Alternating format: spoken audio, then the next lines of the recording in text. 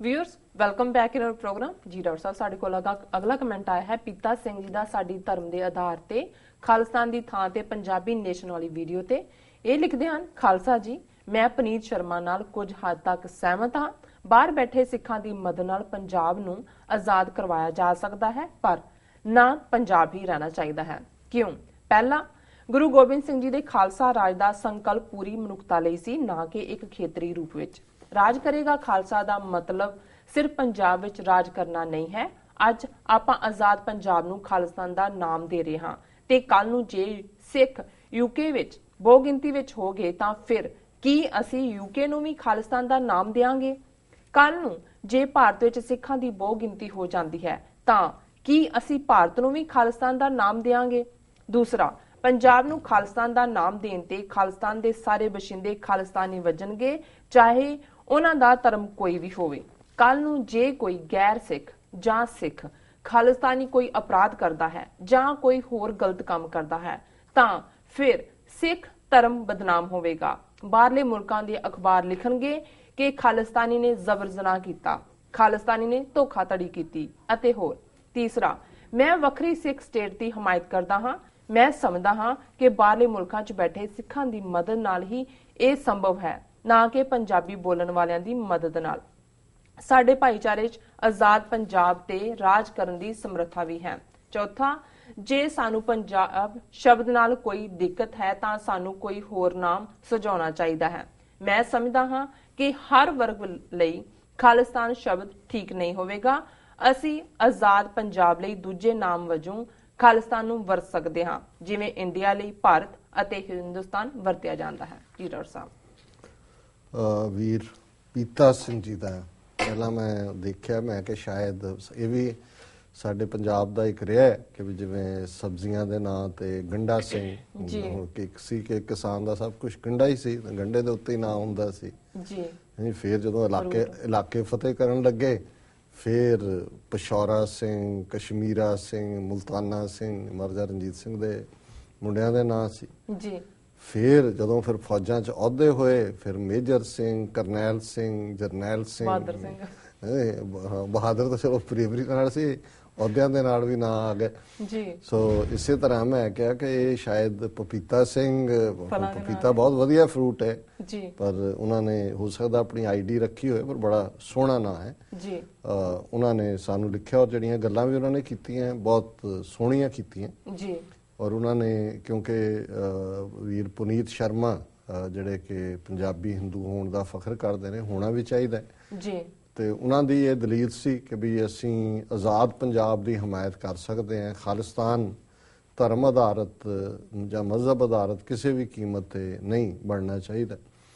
तो असी जो रिस्पोंड किया उन्होंने थोड़ा जहा सख्त शब्दावली भी सी क्योंकि कई बार जो असी कहते हैं भी जड़ा सच है वह कौड़ा हुंदा है सो ज़ाहिर है भी साडे च कोई बिल्ट इन तो नफरत नहीं है कि भी असी कोई किसी नूं पंजाब दे हिंदुआं नूं जां ईसाइयां जां मुसलमानां बारे कोई नैगेटिव रखते पर जो तुसीं फैक्ट्स नूं रिलेट करने तो फिर तुहानूं दसना पेगा कि भाई पंजाबी हिंदुआं दा एक वड्डा हिस्सा आलमोस्ट 100% कोई फ्यू एक्सैप्शनस होणगियां जिवें पुनीत शर्मा जी ने अपनी फिर लिखत दे विच उहदा गुस्सा कीता है सानू भी कहा भी साडी अकल गिट्टियां च वड़ गई है फिर ये भी उन्होंने कहा कि जी मेरे दादे जां दूजे ने पंजाबी लिखाई सी बोली चलो मैं उन्होंने बेनिफिट ऑफ डाउट भी दिने कि जरूर लिखाई होएगी और असी एप्रीशिएट करते हैं और इस ईवन कल दे प्रोग्राम च भी जे असी शिव बटालवी जां तनीराम चातरी ये भी पंजाबी हिंदू सन जिहड़े पंजाब दे सभ्याचार नूं जां उस विरसे नूं करदे ने असी उन्होंने एप्रीशिएट भी करते हैं और अपने साथी समझते हैं सो असी उहदे च ये लॉजिक दिता सी कि भाई ये पार्ट जिहड़ा है ये है सो हुण इन्हां ने वीर पीता सिंह जी ने उसे ही वीडियो के थल्ले फिर कमेंट लिखते हैं भावें उन्होंने जिहड़ा जदों कहा कि मैं पार्टली एग्री करदा हैं पुनीत शर्मा दे नाल सो उन्हां दा भी ये कहना है और जिहड़ा उन्होंने आर्गूमेंट दिते ने भी उन्होंने गल कीती कि भी जिहड़ा खालसा है ये तां मनुखता लई है और इसलिए खालसा राज मनुखता लई है राज करेगा खालसा मनुखता लई है जिवें उत्थों नाल उहदा संबंध नहीं है फिर उन्होंने अपना एक जिन्हों हाईपोथेसिस असी कहने ਉਹ ਦਿੱਤਾ ਕਿ ਵੀ ਜੇ ਇੰਗਲੈਂਡ ਦੇ ਵਿੱਚ ਸਿੱਖਾਂ ਦੀ ਬਹੁਤ ਗਿਣਤੀ ਹੋ ਗਈ ਫਿਰ ਉਹਨੂੰ ਅਸੀਂ ਕੀ ਖਾਲਿਸਤਾਨ ਕਵਾਂਗੇ ਜੀ। ਜੇ ਉਹ ਕਹਿੰਦੇ ਨੇ ਭਾਰਤ 'ਚ ਵੀ ਸਿੱਖਾਂ ਦੀ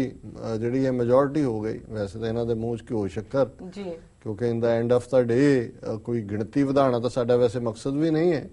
ਪਰ ਜੇ ਸਿੱਖੀਜ਼ਮ ਦੀ ਖੂਬਸੂਰਤੀ ਕਿਸੇ ਸਟੇਜ ਤੇ ਇੰਗਲੈਂਡ ਜਾਂ ਭਾਰਤ ਵਾਸੀਆਂ ਨੂੰ ਇਹਨਾਂ ਦਾ ਬ੍ਰਾਹਮਣਵਾਦ ਦਾ ਜਿਹੜਾ ਜੱਫਾ ਟੁੱਟਦਾ ਤੇ ਉਹ ਲੋਕ ਮਹਿਸੂਸ ਕਰਦੇ ਨੇ ਕਿ ਭਾਈ ਇਹ ਗੁਰੂ ਨਾਨਕ ਦੇ ਘਰ 'ਚ ਹੀ ਮਨੁੱਖਤਾ ਔਰ ਇਨਸਾਨੀਅਤ, ਜਸਟਿਸ ਇਹ ਸਾਰਾ ਹੈ। ਤੇ ਉਹਨਾਂ ਦਾ ਇਹ ਕਹਿਣਾ ਜੀ ਫਿਰ ਅਸੀਂ ਕੀ ਕਰਾਂਗੇ ਖਾਲਿਸਤਾਨ ਦੇ ਕੀ ਵਰਤਾਂ। ਇੱਕ ਦੋ ਨੁਕਤੇ ਉਹਨਾਂ ਦੇ ਹੋਰ ਵੀ ਨੇ। ਸੋ ਪਹਿਲੀ ਗੱਲ ਤਾਂ ਇਹ ਹੈ ਕਿ ਦੇਖੋ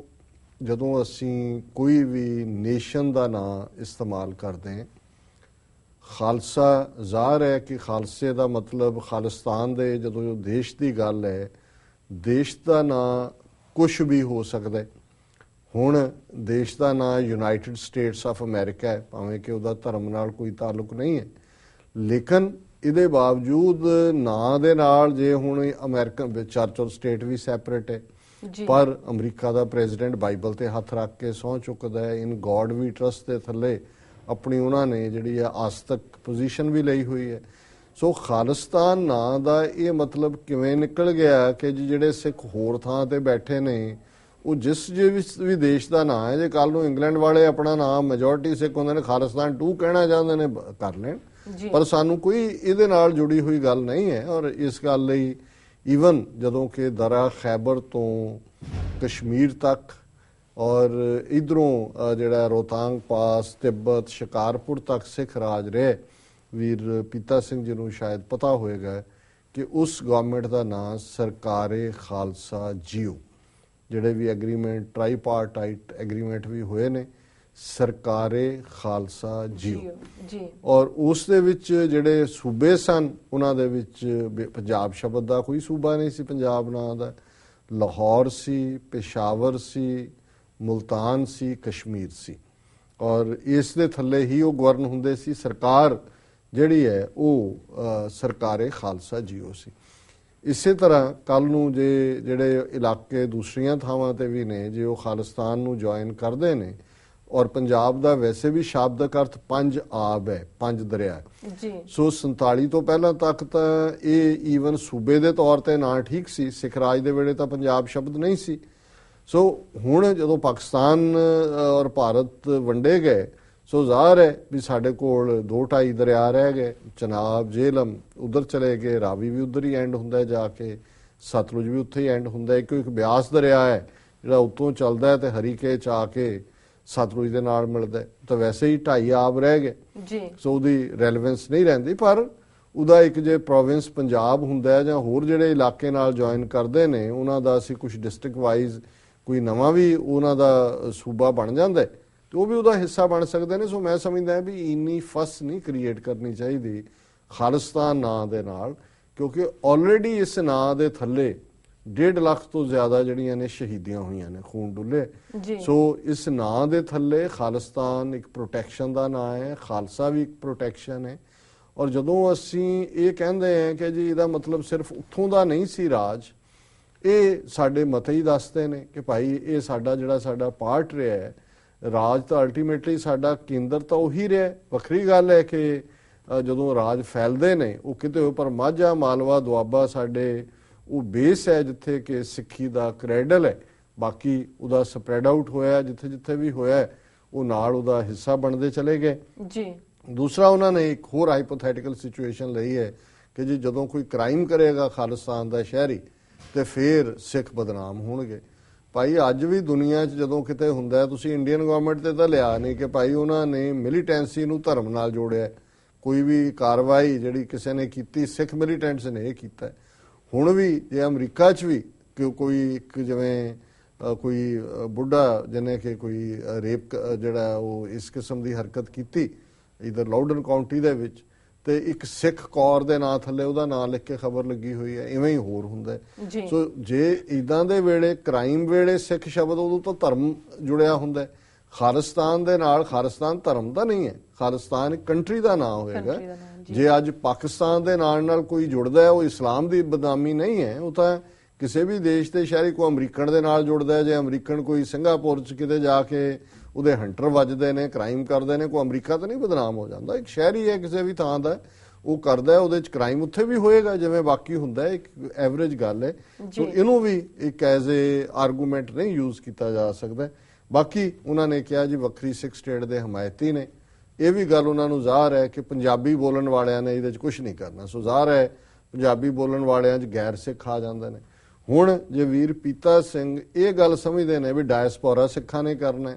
ਬਾਕੀ ਪੰਜਾਬੀ ਬੋਲਣ ਵਾਲੇ ਨੇ, ਫਿਰ ਸਾਨੂੰ ਆਪਣੀ ਜੇ ਕਰਨਾ ਹੀ ਸਿੱਖਾਂ ਨੇ ਹੈ, ਬਣਾਉਣਾ ਵੀ ਉੱਥੇ ਸਿੱਖਾਂ ਨੇ ਹੈ, ਤੇ ਫਿਰ ਸਾਨੂੰ ਖਾਲਿਸਤਾਨ ਸ਼ਬਦ ਜਿਹਦੇ ਲਈ ਇੰਨੀਆਂ ਕੁਰਬਾਨੀਆਂ ਹੋਈਆਂ ਨੇ ਉਹਦੇ ਤੇ ਕੀ ਇਤਰਾਜ਼ ਹੈ ਜਾਂ ਕਿਉਂ ਇਤਰਾਜ਼ ਹੈ। ਬਾਕੀ ਉਹਨਾਂ ਨੇ ਕਿਹਾ ਜੀ ਵੀ ਹੋਰ ਨਾਂ ਵੀ ਸੁਝਾਇਆ ਜਾ ਸਕਦਾ, ਔਰ ਇਹਦੇ ਨਾਲ ਉਹਨਾਂ ਨੇ ਕਿਹਾ ਵੀ ਜਿਵੇਂ ਆਲਟਰਨੇਟ ਨਾਂ ਨੇ ਇੰਡੀਆ ਦੇ, ਹੁਣ ਅਫੀਸ਼ੀਅਲੀ ਤਾਂ ਇੰਡੀਆ ਦਾ ਨਾਂ ਜਿਹੜਾ ਹੈ ਉਹ ਇੰਡੀਆ ਹੀ ਹੈ, ਭਾਰਤ ਵੀ ਨਹੀਂ ਹੈ। ਸੋ ਉਹਨਾਂ ਨੇ ਕਿਹਾ ਜੀ ਖਾਲਿਸਤਾਨ ਵੀ ਐਜ਼ ਆਲਟਰਨੇਟ ਨਾਂ ਰੱਖ ਲਓ। ਸੋ ਕੋਈ ਨਹੀਂ, ਖਾਲਿਸਤਾਨ ਦੇ ਨਾਲ ਜੇ ਕੋਈ ਆਲਟਰਨੇਟ ਕਦੇ ਜਿਹੜਾ ਹੋਰ ਰੱਖਣਾ ਉਹ ਰੱਖ ਲਿਆ ਜਾਏ, ਪਰ ਇਹ ਖਾਲਿਸਤਾਨ ਜਿਹਦੀ ਲਈ ਕੁਰਬਾਨੀਆਂ ਹੋਈਆਂ, ਜਿਹਦੇ ਲਈ ਡੈਕਲੇਰੇਸ਼ਨ ਆਫ ਇੰਡੀਪੈਂਡੈਂਸ ਹੋਈ, ਜਿਹੜਾ ਸ਼ਬਦ ਅੱਜ ਵੀ ਦੁਨੀਆ ਭਰ ਦੇ ਵਿੱਚ ਜਿਹੜਾ ਸਿੱਖ ਡਾਇਸਪੋਰਾ ਦੇ ਹਿਰਦਿਆਂ 'ਚ ਵੱਸਦਾ, ਉਹਦੇ ਜ਼ਿੰਦਾਬਾਦ ਦੇ ਨਾਅਰੇ ਗੂੰਜਦੇ ਨੇ, ਉਹ ਮੋਦੀ ਨੂੰ ਵੀ ਸੁਣਾਏ ਨੇ ਜਦੋਂ ਕੈਨੇਡਾ 'ਚ ਆਇਆ। ਹੁਣ ਇੰਨਾ ਜਿੱਥੇ ਇੱਕ ਮੋਮੈਂਟਮ ਜਿੱਥੇ ਕ੍ਰੀਏਟ ਹੋਈ ਹੈ, ਹੁਣ ਅਸੀਂ ਵਿਚਕਾਏ ਦਰਿਆ ਦੇ ਆ ਕੇ ਘੋੜੇ ਬਦਲਣ ਦੀ ਕੋਸ਼ਿਸ਼ ਨਾ ਕਰੀਏ। ਖਾਲਿਸਤਾਨ ਹੈ, ਖਾਲਿਸਤਾਨ ਹੀ ਰਹੇਗਾ, ਤੇ ਖਾਲਿਸਤਾਨ ਜ਼ਿੰਦਾਬਾਦ। ਜੀ ਰਸਾ ਸੁਣਾ ਲੈਣੇ ਬ੍ਰੇਕ। ਵਿਊਅਰਸ ਤੁਸੀਂ ਸਾਡੇ ਨਾਲ ਇਸ ਤਰ੍ਹਾਂ ਬਣੇ ਰਹੋ, ਮਿਲਦੇ ਹਾਂ ਆਫਟਰ ਦ ਸ਼ੋ।